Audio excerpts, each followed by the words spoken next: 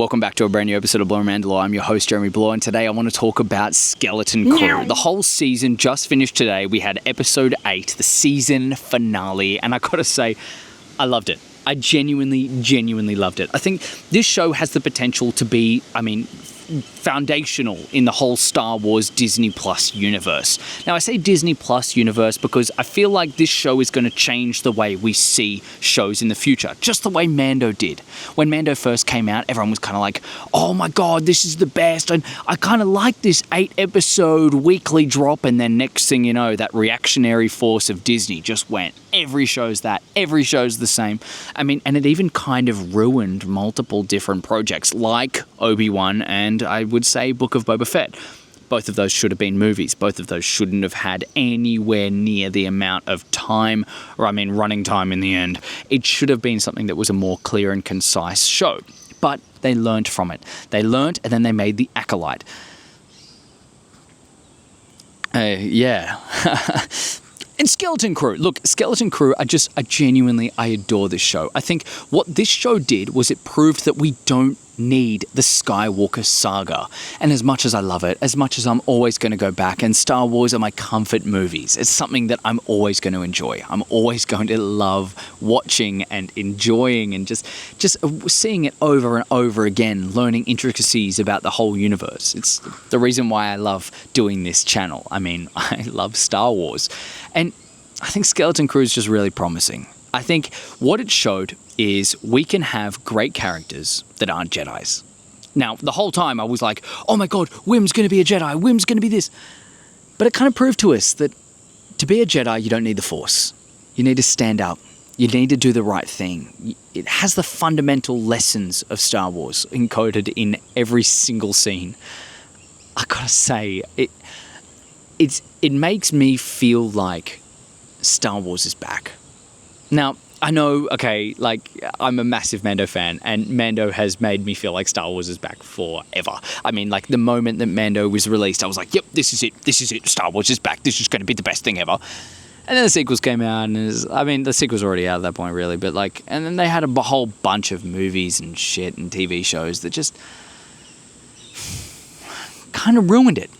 But this one's fresh, it's exciting, it had every part of it, wasn't needed in the Star Wars universe, but it was so special because we got to see everything through the eyes of these kids. We got to find out who the good guys really are because, really, effectively, they are the good guys. The New Republic, it seemed bad because they had to kind of make them feel like idiots to make Palpatine seem like he was, this genuine mastermind, and then all of this kind of stuff with the First Order is going to go crazy, and there's a reason for all of them dropping, and it's like, yeah, but now you just kind of watered down the idea of the Jedi, the Republic, the good guys.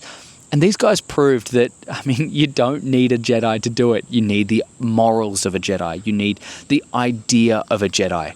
And something like the X-Wings coming in the end to come in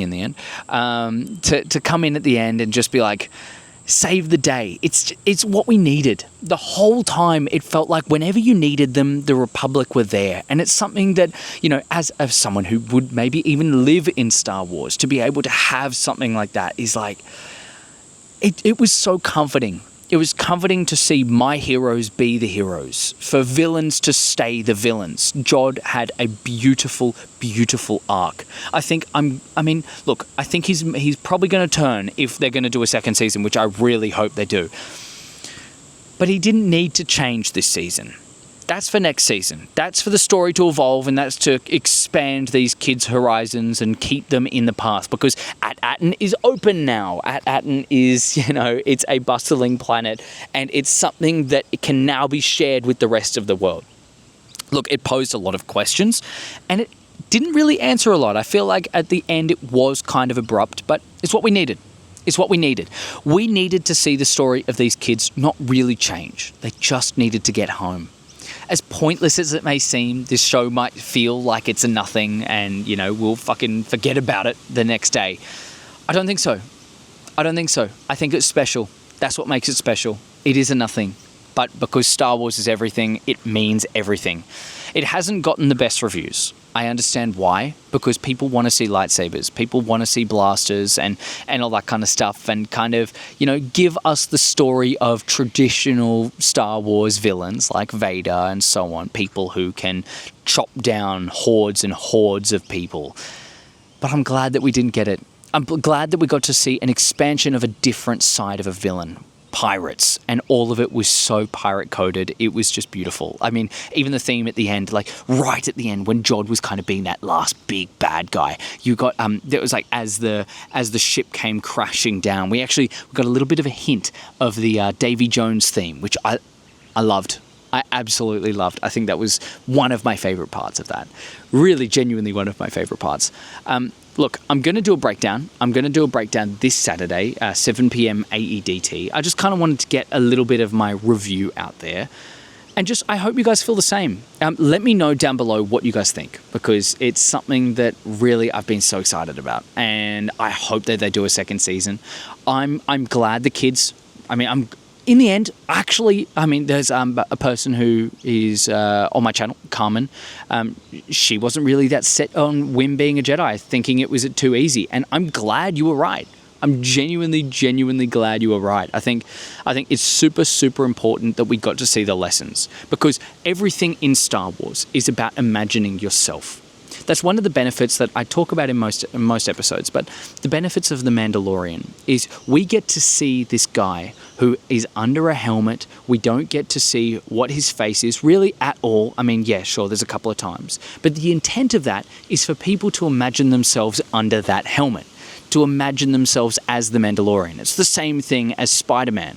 It's what envelops you in this whole universe. It's what creates so much love for specific characters. Sure, Vader could, be said of the same regard, but I don't necessarily think it's the same. Being a villain, being a hero, being the good guy, being the one who stands up against evil. It has a little bit of a different... It resonates differently. And I think with these kids... With Jod not being that Jedi that we all expected him to be, really, genuinely, through all the twists and turns, I'm glad that we got to see the lesson. The lesson of just be good, because you can do it. You don't need some special power. You just need a good crew. May the Force be with you all. I love you all, and I will see you guys on my breakdown Saturday, 7 p.m. AEDT. Catch ya.